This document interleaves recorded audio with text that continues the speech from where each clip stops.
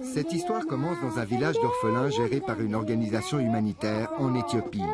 Un petit paradis qui s'est transformé en enfer pour de nombreux enfants qui ont été abusés sexuellement par le personnel de l'organisation.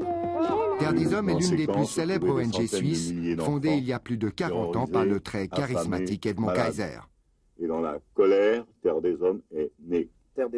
Edmond Kaiser, pourfendeur de la maltraitance envers les enfants. Tout d'abord, elle travaille sur le terrain, dans les pays. Terre des Hommes n'a pas de philosophie, c'est une marche à l'étoile, toujours depuis le début. Seulement les étoiles sont par terre, en poussière et en sang. Alors l'une après l'autre, il faut les ramasser et voir ce qu'on peut faire. Les petits malades, infirmes, brûlés, blessés, les petits affamés, malheureux sous toutes les formes, les orphelins et les abandonnés. Alors à chacun son dû. Ils savaient très bien qu'on ne connaissait rien à tout ça. Alors imaginez que quand on voyait des étrangers nous faire ça, on se disait qu'ils nous aimaient. Mais c'est à cause de notre ignorance qu'ils ont pu commettre ces abus sexuels. On leur donnera à manger, ils seront aimés, et ensuite viennent les autres qui vont bâtir. Et dans le cas de l'Éthiopie, c'était évidemment un village qu'il fallait à ces petits, seuls, affamés, mourants. C'est seulement Terre des Hommes qui peut nous aider. Cela fait plus d'1 an que nous leur avons demandé, mais rien ne s'est passé. J'en sais rien. On est comme des damnés, on nous traite comme de la merde. Toutes les institutions, tous les mouvements s'occupant d'enfants ont affronté, affrontent ou affronteront le problème. Toutes. Et avant je disais la plupart, maintenant je dis toutes.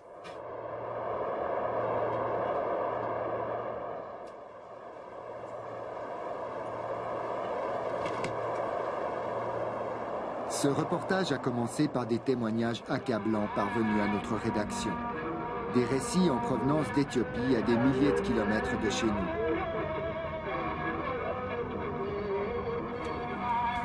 Une sombre affaire qui ne pouvait nous laisser indifférents parce qu'il concerne l'un des crimes les plus abjects, la pédophilie. Comme c'est facile de séduire des enfants en Éthiopie, un des pays les plus pauvres de la planète. Après plusieurs guerres et autant de famines, on y compte des dizaines de milliers d'orphelins qui vivent dans la rue. La nuit, comme dans beaucoup de pays du tiers-monde, ces enfants sans défense deviennent une cible facile pour les adultes à la recherche de chair fraîche. Le soir de notre arrivée, nous rencontrons un groupe d'enfants le long d'une des grandes artères de la capitale. Nous demandons aux plus âgés de nous raconter si l'un d'entre eux a déjà eu affaire à des pédophiles. C'est arrivé à un garçon d'une dizaine d'années. C'est le plus turbulent d'entre nous. Un soir, comme il avait très faim, il a accepté de se faire emmener par un adulte, en pensant qu'il l'inviterait à manger pour lui acheter un vêtement. C'était un riche étranger, avec une belle voiture, une grosse Jeep. C'était un blanc. Et il a emmené notre copain en voiture. Et ils sont allés dans la maison de l'étranger. Mais quand il est revenu, l'enfant était tout ensanglanté. Qu'est-ce qui s'est passé? Il s'est fait faire des trucs dégueulasses en l'anus. C'est un blanc qui lui a fait ça. On a regardé la voiture et on a vu qu'elle avait une plaque diplomatique avec le numéro d'une ambassade. Et c'est un blanc qui conduisait la voiture. Le lendemain, la même voiture est revenue, mais cette fois avec un autre chauffeur. C'était un Éthiopien qui conduisait. Et on se méfiait. On discutait entre nous pour savoir ce qu'on pouvait faire. Contre un blanc, c'est pas facile. Les étrangers sont très puissants en Éthiopie. Même quand ils se font arrêter par la police, il ne leur arrive rien. Alors on a décidé de laisser tomber. On s'est dit que ça ne valait pas la peine de tenter quoi que ce soit. Addis Abeba compte beaucoup de diplomates auxquels il faut ajouter des milliers d'employés blancs de plus de 150 organisations non gouvernementales. Et qui dit blanc dit argent, et qui dit argent dit prostitution. Tout près des grands hôtels, nous nous arrêtons devant des filles très jeunes.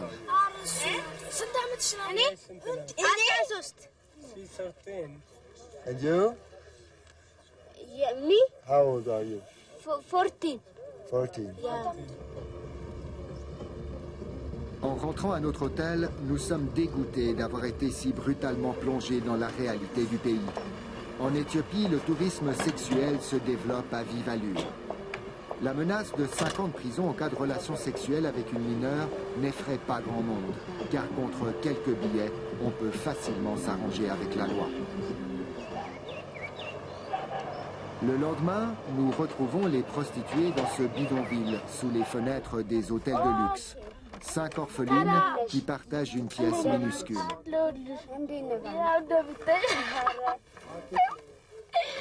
ብዙ ጊዜ የሚያስቸግሩ ፈረንጆች ናቸው። አበሻዎችም ፈረንጆችም ብዙ Ce sont les blancs qui sont les plus pénibles. Mais il y en a aussi qui sont gentils et qui veulent nous aider. Il y en a qui cherchent des filles selon leur âge et certains d'entre eux veulent des filles toujours plus jeunes, d'autres un peu plus âgées. Il y a des blancs qui réfléchissent et d'autres qui sont complètement fous. Il y en a qui disent « je vais te faire l'amour dans le nez, dans l'oreille, je te sodomise comme ci ou comme ça ». Ils veulent faire beaucoup de choses bizarres. Est-ce que la police nous arrête?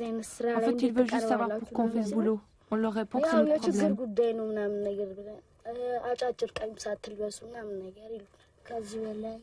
Ils ne nous permettent pas de porter des vêtements plus bas que la poitrine ou plus haut que les genoux, spécialement pour nous les plus jeunes. Dans le 5e arrondissement, les policiers nous trempent dans l'eau s'ils nous arrêtent. Mais ici, dans le 6e où nous travaillons, les flics nous connaissent. Alors ils se contentent de nous donner un avertissement et puis ils nous laissent partir. Heureusement, tous les orphelins ne connaissent pas un tel destin. Des centaines de millions de dollars sont dépensés pour lutter contre la pauvreté. Grâce aux organisations spécialisées dans l'enfance, les plus chanceux sont recueillis avec l'espoir de leur offrir un meilleur avenir. Des institutions honorables où sévissent aussi des hommes qui abusent de la confiance de leurs protégés. Il m'a demandé ce que je voulais apprendre, comment je voyais mon avenir professionnel, bref, comment j'envisageais ma vie. Il m'a dit qu'il voulait m'aider. Et puis il m'a dit qu'il voulait devenir mon père et qu'il était désolé pour ma pauvreté et qu'il allait m'aider. Et alors il a commencé à m'embrasser. Je ne sais pas, j'avais 14-15 ans à l'époque.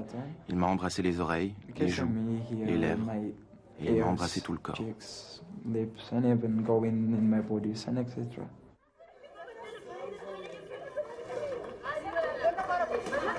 Une quinzaine d'enfants au moins ont été abusés sexuellement pendant plusieurs années dans le cadre d'un projet de la Fondation Terre des Hommes dans le nord de l'Éthiopie. Aujourd'hui, le projet est fermé et les enfants du village d'orphelins ont été regroupés dans la capitale.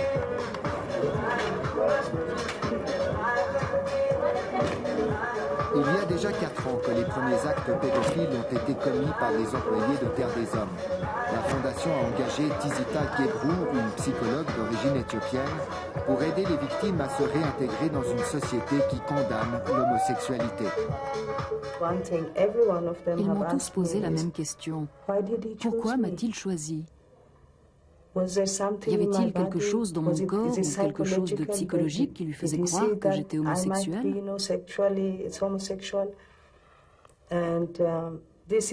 je peux vous dire que ce n'est pas une question mineure ici en Éthiopie. Comment dire? Nos traditions ne veulent pas de l'homosexualité chez nous. C'est même illégal. Oui, c'est illégal. Un garçon peut perdre tout contact social. Vous avez vu qu'ici, très naturellement, dans la culture, les gens se touchent beaucoup. Et s'il y a un soupçon d'homosexualité concernant quelqu'un, il ne peut alors même plus saluer dans la tradition de notre culture. Ils ne veulent pas que les autres jeunes sachent s'ils ont été abusés. Et ils me disent que quand ils viennent me parler, alors tout le monde leur dit « tu es un homo ». Alors ils sont stigmatisés et isolés, et c'est la pire crainte qu'ils ont. Si les gens me reconnaissent, je ne retrouverai plus jamais de travail. Les gens diront à tout le monde, voilà un de ceux qui a été abusé par un tel et un tel.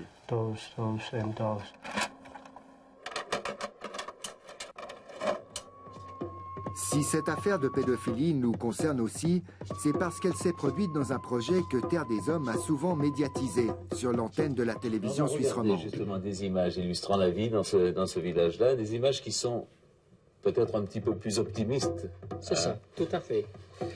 Jarry, village pour enfants orphelins dont les parents sont morts, victimes de la sécheresse et de la famine. Oasis de verdure, de paix, de joie et de bonheur. Source de renaissance pour ceux qui avaient perdu tout espoir. Qu'il est chouette de recevoir des habits neufs pour la première fois dans sa vie. Il y a aujourd'hui comme un curieux malaise à revoir ces images et commentaires emphatiques tournés 10 ans avant le début du drame. Parmi ces enfants se trouvent peut-être les futures victimes. Des victimes qui avaient entière confiance dans l'institution qui les avait recueillis.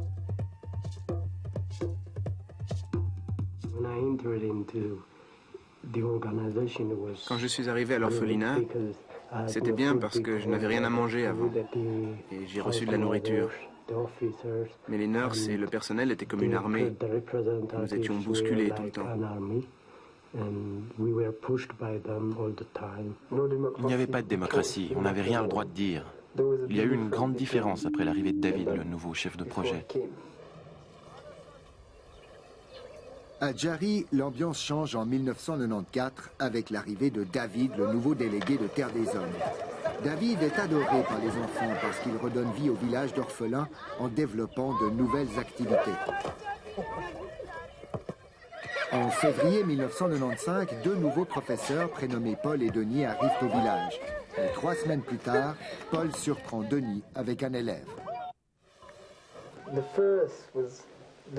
D'après ce que je sais, le premier était Denis, qui venait du Canada.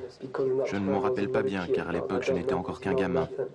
Je sais qu'on a dormi ensemble et que le lendemain, il a confessé et qu'il s'est fait renvoyer de Jarry. Voilà ce que j'en sais. David, le chef de projet, licencie immédiatement l'employé indélicat.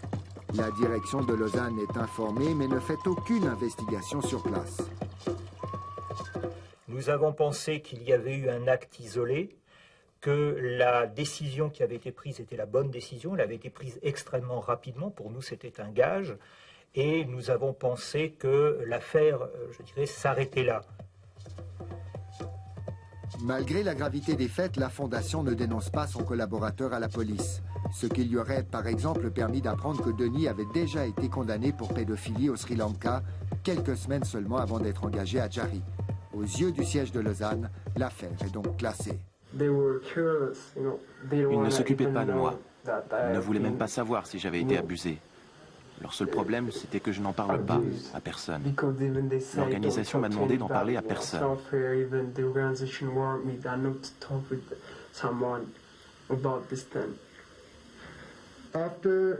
Après le licenciement de Denis, est-ce que les abus sexuels ont cessé?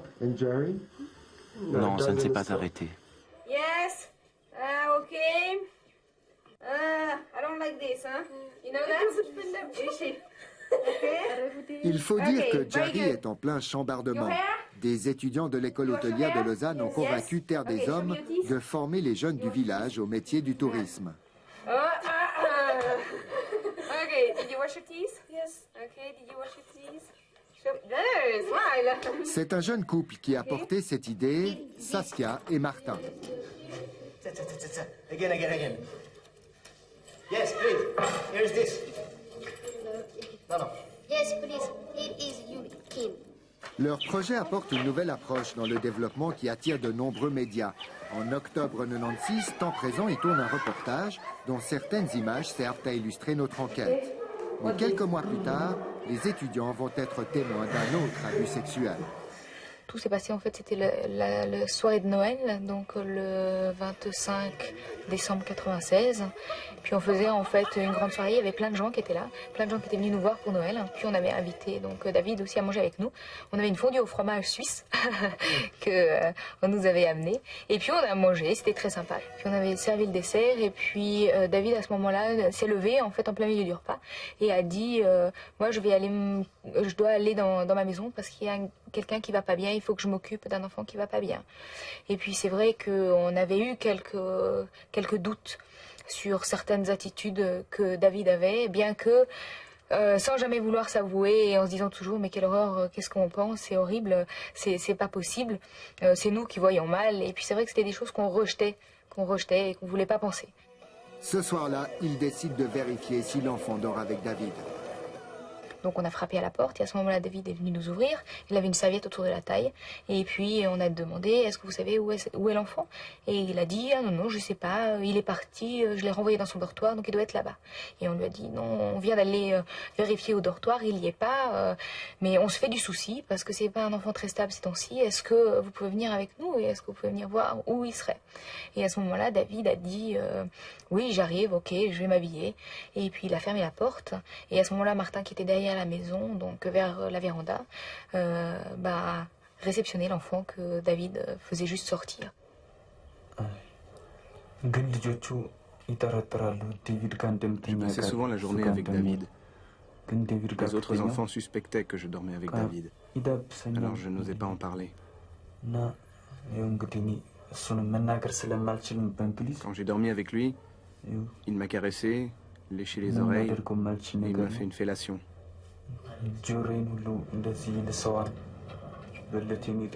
Comme je ne parlais pas l'anglais, je ne pouvais rien faire. David est immédiatement convoqué à Lausanne par la direction de Terre des Hommes. L'accusation, très grave, concerne son plus haut représentant officiel en Éthiopie. L'entretien a duré à peu près 20 minutes. Le délégué avoue un acte criminel sur un enfant. Question, est-ce arrivé avec d'autres enfants? Réponse, et je traduis spontanément. Réponse, cela n'est jamais arrivé avec d'autres enfants, je vous donne ma parole. Question, quel âge avait-il? Réponse, c'est le seul jeune en dessous de 15 ans. Question du directeur, vous souvenez-vous que nous avions déjà eu des présomptions à votre égard? Oui, je m'en souviens, répond le délégué. David est licencié avec effet immédiat. Terre des Hommes informe la police britannique qu'un de ses ressortissants a avoué un acte de pédophilie. La fondation lui interdit en outre de retourner en Éthiopie où David risque la prison si l'enfant porte plainte. C'est au contraire Terre des Hommes qui fait le voyage vers l'Éthiopie. Le siège de Lausanne envoie le responsable de secteur sur le terrain. L'enjeu est capital pour l'organisation. Faut-il dénoncer David et dévoiler l'affaire aux autorités locales? Nous avons décidé de prendre conseil. Les avis ont été unanimes. On nous a dit, pour protéger les projets, pour protéger les enfants, pour protéger l'équipe, n'en parlez pas aux autorités, dites simplement que le délégué ne continue pas sa mission, mais n'expliquez pas pourquoi. À l'époque, Gérard Xavier effectue une mission très discrète de quelques jours.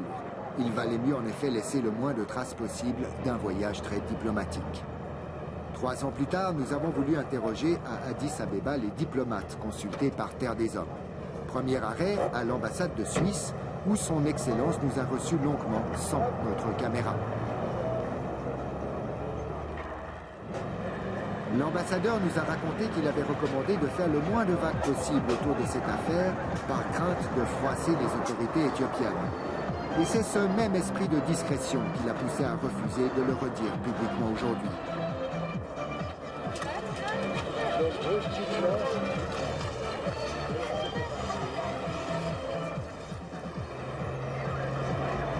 Terre des Hommes se rend aussi à l'ambassade britannique, directement concernée par la nationalité de David. Les Anglais ont besoin d'une plainte éthiopienne pour engager des poursuites, mais préfèrent eux aussi recommander la plus grande discrétion. Restait enfin à consulter une ONG qui aurait affronté un problème similaire de pédophilie quelques mois auparavant. Ils voulaient savoir si cela valait la peine de rendre cette affaire publique ici en Éthiopie. Voilà la question qu'ils m'ont posée. Je pensais que cela ne serait d'aucune utilité particulière, car tout d'abord, les autorités locales auraient pris beaucoup de temps pour mener leur enquête, mais deuxièmement, à l'époque, il y avait pas mal de tensions entre le gouvernement et les organisations humanitaires. Par conséquent, l'environnement était très difficile. Et puis, Terre des Hommes m'avait dit avoir informé la police du pays d'origine du criminel, ce qui me semblait être la mesure adéquate à prendre. Terre des Hommes ne dira donc pas un mot aux autorités éthiopiennes. Mais toutes ces visites diplomatiques nous rappellent que la Fondation a besoin de l'accord du gouvernement pour développer ses projets. Dès lors, le scandale que provoquerait cette affaire de pédophilie risquait de briser l'édifice patiemment construit en faveur des orphelins de Jari.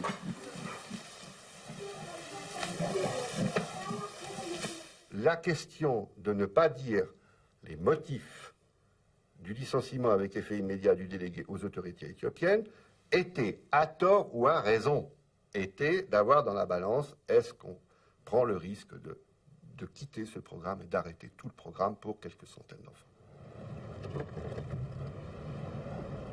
L'envoyé spécial de Terre des Hommes part enfin pour les lieux du crime. Piégé par la stratégie du silence décidée dans la capitale, il ne peut pas mesurer l'étendue du drame. Nous avons mené une enquête le plus discrètement possible, étant donné que nous n'avions pas donné la raison réelle du départ du délégué. Donc nous avons dû être extrêmement prudents et c'est vrai que nous n'avons pas eu les coudées franches. Les orphelins n'auront pas droit à la vérité. Officiellement, David a été licencié pour des raisons budgétaires.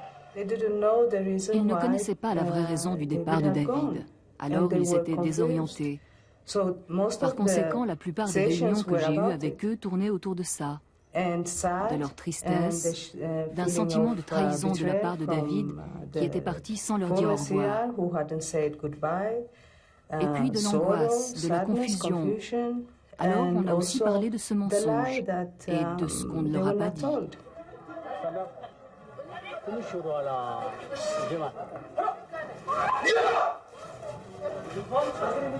Tizita Gebru est une psychologue d'origine éthiopienne qui s'occupe aujourd'hui des victimes. Après des études en Suède, elle est devenue spécialiste en abus sexuels.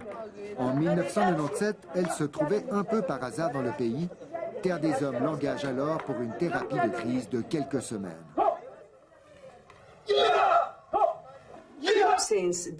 Comme la dynamique de l'abus sexuel est toujours fondée sur le secret, si l'on veut répondre à cela par le secret, ou si l'on croit qu'on va s'en tirer en le gardant secret, cela revient en fait à promouvoir l'abus sexuel. Aujourd'hui, on a retenu la leçon. Dès lors, la tragédie survenue à Terre des Hommes doit servir à d'autres pour ne pas reproduire les mêmes erreurs. Le mystère d'un abus sexuel peut commencer à disparaître si vous osez en parler.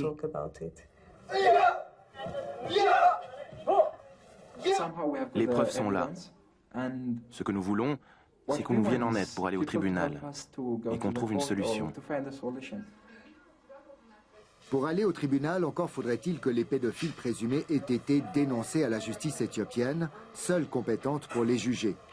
À l'époque, Terre des Hommes a-t-elle intentionnellement retiré son employé d'Éthiopie pour qu'il échappe aux poursuites judiciaires? On l'a même dit aux autorités éthiopiennes, que cela avait été une erreur de craindre l'expulsion. Ce raisonnement de balance, si vous voulez, avait été une erreur. Bien. Mais j'affirme, pour avoir été témoin direct de cette semaine-là, j'affirme que toute insinuation consistant à dire que Terre des Hommes a extrait son ex-délégué pour le soustraire aux autorités éthiopiennes, cette insinuation est une calomnie. Dont acte. Aux yeux de Terre des Hommes, l'affaire d'Éthiopie était donc définitivement classée. Mais malheureusement pour Terre des Hommes, même les secrets les mieux gardés finissent par se savoir un jour. Le retour de Manivelle peut s'avérer alors plus redoutable encore.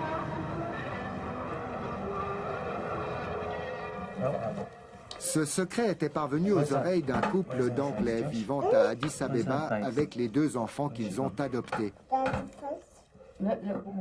Les Campbells ont appris cette histoire par leur ami Paul, l'instituteur de Terre des Hommes, qui avait contribué à démasquer les 2 premiers pédophiles. On avait rassemblé sur une feuille de papier des informations sur ce qui s'était passé à Terre des Hommes concernant certaines de ces personnes. Et puis on l'a montré à Paul. On s'est dit qu'il fallait montrer ça à la police, car Paul, qui était un témoin clé, s'apprêtait à quitter le pays et le nouveau responsable de Terre des Hommes aussi. On s'est dit que nous allions rester les derniers en possession de ces informations. Et une dizaine de jours plus tard, après avoir montré ce dossier à la police et à l'ambassade, et à Terre des Hommes. oui, en effet, car on est allé d'abord à Terre des Hommes. Eh bien, 6 jours plus tard, nous recevions des menaces d'action en justice. Si nous parlions encore, ou s'il y avait des dommages pour les orphelins, ils nous traîneraient au tribunal. C'était vraiment incroyable à nos yeux. Quelle réaction étrange, alors que nous essayions simplement de dénoncer un problème sérieux. Cela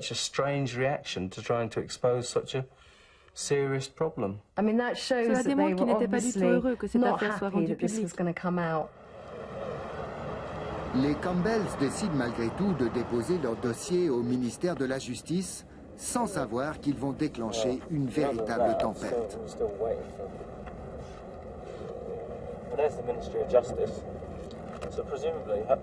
Au ministère de la Justice, ils découvrent avec stupeur que Terre des Hommes n'avait jamais dénoncé les 2 pédophiles aux autorités. Un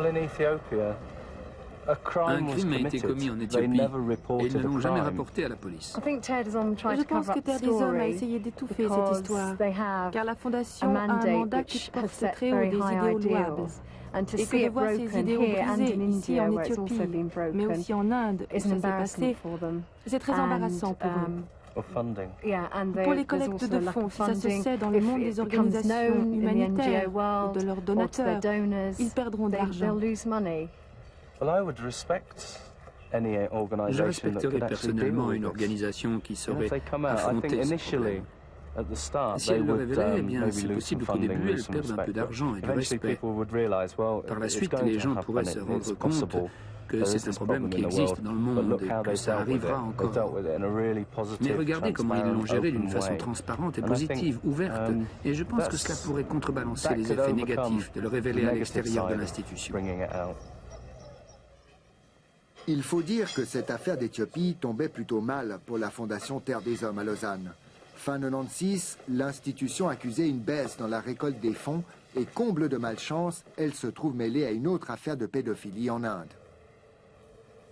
À l'époque, Bernard Boéton vient d'être nommé directeur du secteur des droits de l'enfant. Après 20 ans de Terre des Hommes, ce battant doit développer de nouveaux terrains pour l'organisation. Il se distingue notamment dans la lutte contre la pédophilie.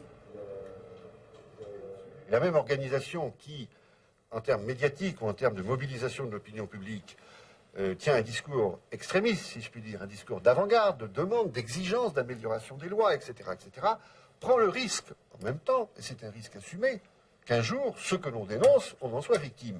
Oui, un mouvement qui est intransigeant sur la défense des droits de l'enfant, quand il gère en même temps 160 programmes différents dans 40 pays différents avec 2500 employés, peut se retrouver arroseur arrosé, oui. Bien sûr. Mais personne n'est encore au bout de ces surprises, car dans le village de Djari, les langues commencent à se délier.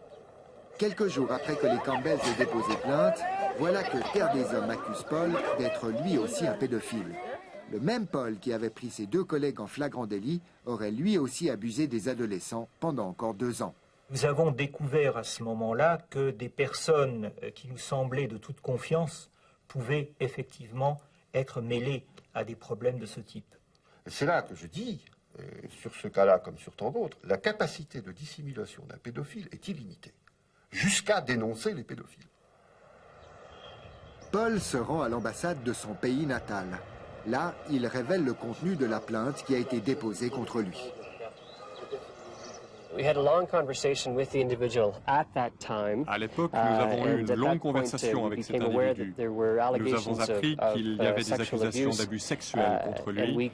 Et à l'époque, nous avons conseillé à cet individu de prendre contact avec les autorités locales pour répondre à ces reproches. Par la suite, j'ai appris qu'il avait suivi ce conseil. J'ai moi-même organisé l'entretien entre Paul et le chef de la police. Ils nous ont dit qu'ils n'étaient pas du tout intéressés par cette histoire, et ils n'ont d'ailleurs jamais fait d'investigation plus poussée. Je peux vous certifier, car j'étais assis à côté de Paul, qu'il a déclaré « Vous n'êtes pas considéré comme un suspect, vous êtes un simple témoin ». La police éthiopienne classe l'affaire et Paul s'envole pour le Canada. Le numéro 2 de l'ambassade nous confirme de l'existence d'une nouvelle loi. Depuis 1997, une convention permet de juger les Canadiens soupçonnés d'avoir commis des abus sexuels à l'étranger, à condition toutefois que le pays où le crime s'est produit en fasse la demande. Nous avons informé les autorités locales de l'existence de cette législation canadienne et nous avons offert notre assistance s'ils en faisaient la requête. Mais jusqu'ici, aucune demande ne nous est parvenue.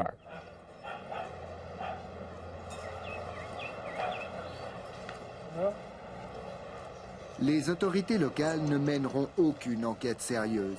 Et elles ont eu tort, car une année après, les témoignages que nous avons recueillis expliquent une partie du mystère.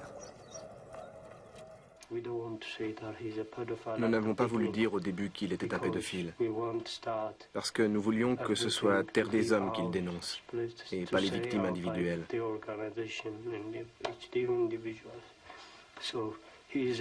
Mais il est un vrai pédophile. Et je peux même dire qu'il était peut-être le pire des pédophiles, car il a abusé beaucoup d'enfants. C'est dingue. Ce qu'il a fait est aussi grave que ce que les autres ont fait.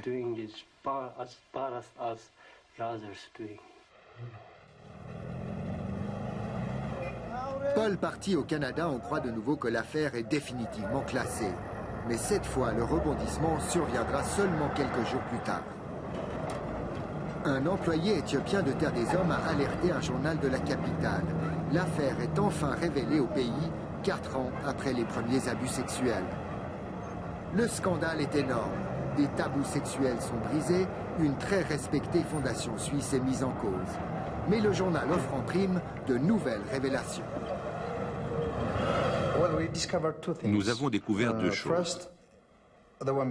Tout d'abord, il y avait beaucoup de pédophiles et ils avaient un réseau jusqu'au Sri Lanka et peut-être plus loin encore.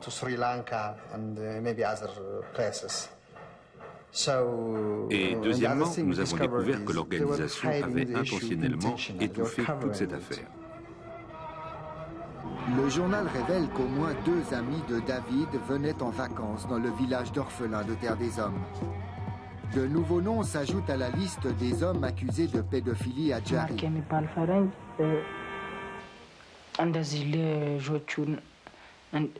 Il y avait un blanc. Il y avait des enfants qui dormaient avec lui. Il leur donnait des cadeaux et ils passaient la nuit ensemble.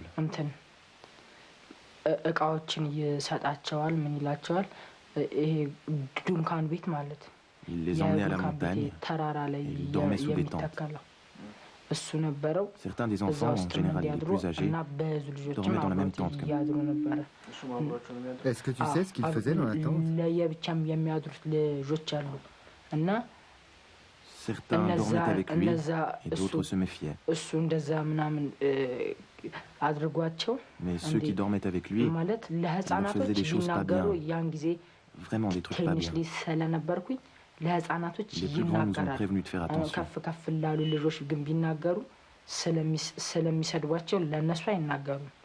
Alors c'est évident qu'on se sent mal à l'aise par rapport à cela. C'est évident qu'aujourd'hui, on peut se demander mais comment c'est possible qu'on n'avait rien vu? Comment c'est possible qu'on n'ait pas même imaginé que quelque chose comme ça ait pu se produire? Comment est-ce possible qu'on n'ait pas imaginé que effectivement ça puisse être plus important que ce n'était? À l'époque, très sincèrement, on a pensé que c'était un problème isolé. On n'a pas pensé que ça prendrait l'ampleur que ça a pris par la suite. Dans un pays qui survit grâce aux organisations étrangères, notre confrère tient à tirer une morale de cette histoire. Il faut être très prudent, vous savez.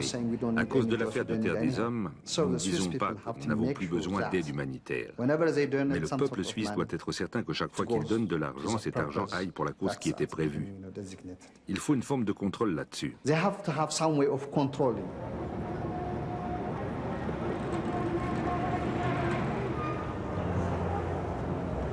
Les autorités éthiopiennes ne s'offusquent pas d'avoir été longtemps maintenues dans l'ignorance par Terre des Hommes. Nous avons tenté plusieurs fois d'être reçus par la police locale. Nous aurions voulu savoir si les autorités ont fait des demandes d'extradition. Nous n'en saurons rien. Mais à force de persévérance, nous avons finalement été reçus au ministère des Affaires sociales. Nous avons été très déçus d'apprendre toute cette affaire trop tardivement, car en tant que ministère concerné par les droits de l'enfant, nous aurions dû être parmi les premiers à recevoir cette information. Mais nous ne l'avons appris qu'après que l'histoire ait été révélée par un journal local. Ces gens-là ont quitté le pays maintenant, mais ils doivent être jugés où qu'ils soient.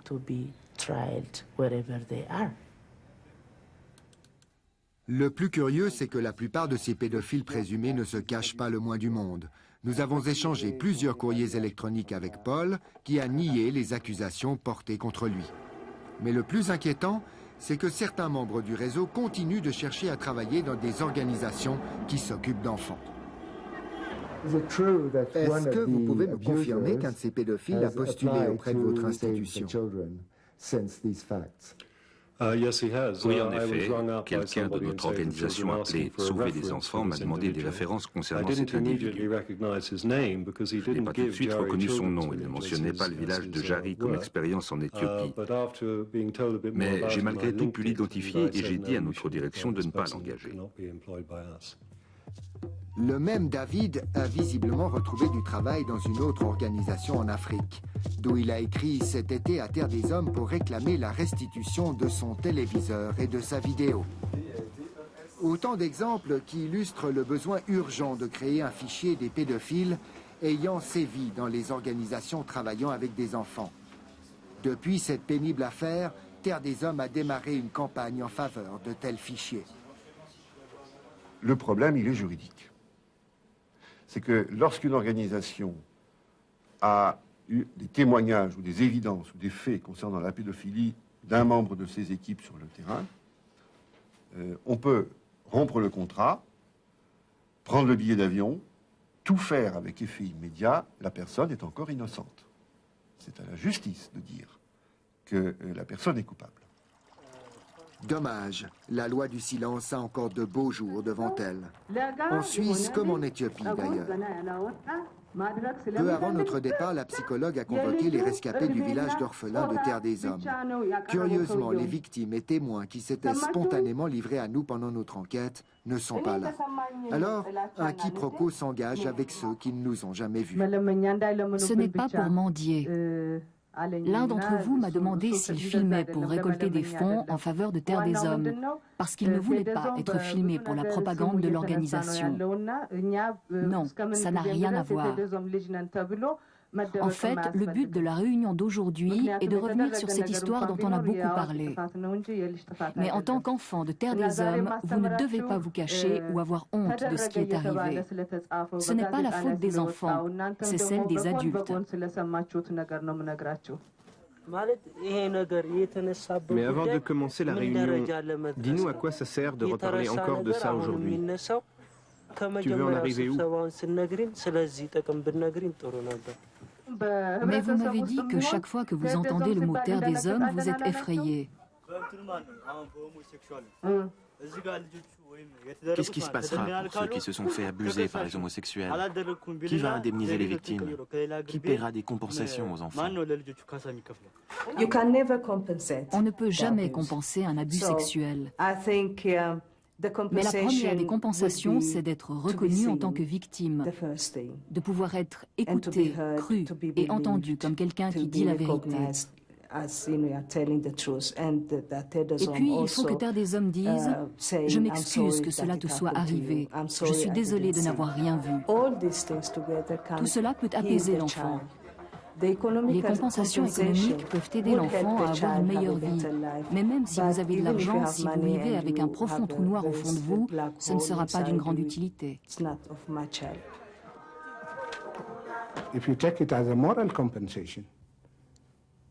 Si vous parlez de compensation morale, alors cela dépend de la décision du tribunal. Si l'agresseur est reconnu coupable de ce crime, Alors c'est à lui de payer des compensations. D'accord.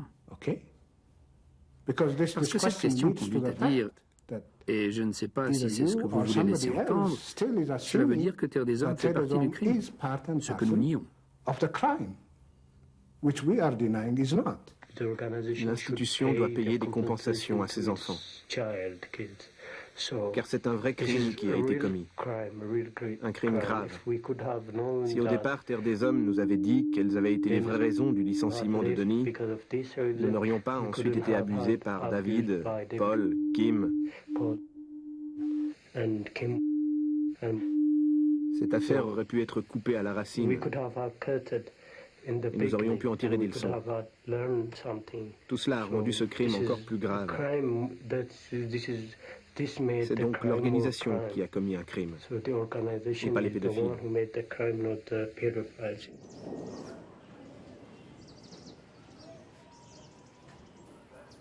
À des milliers de kilomètres des victimes, est-ce que les responsables de Terre des Hommes entendront le cri des enfants qu'ils avaient juré de protéger?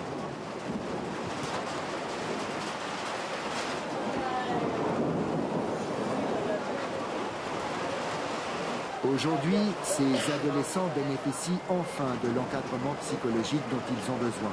C'est le minimum que Terre des Hommes pouvait leur offrir en compensation.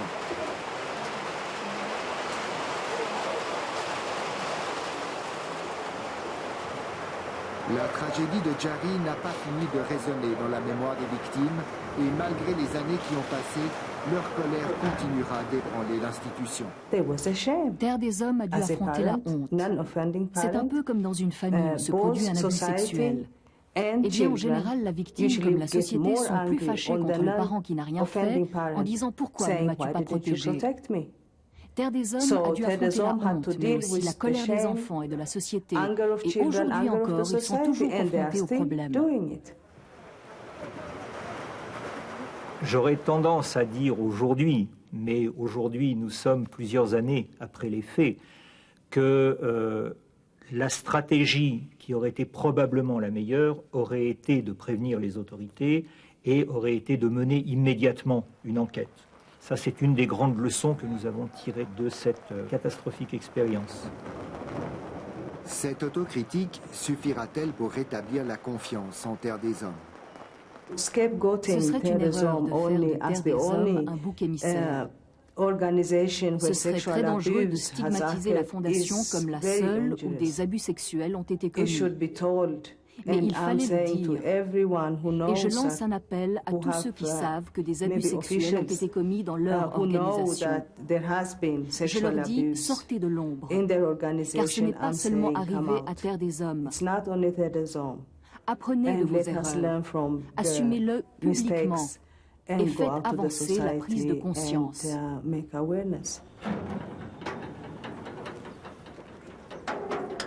L'avenir dira si cette affaire servira de leçon ou si d'autres organisations tomberont dans le piège de la loi du silence.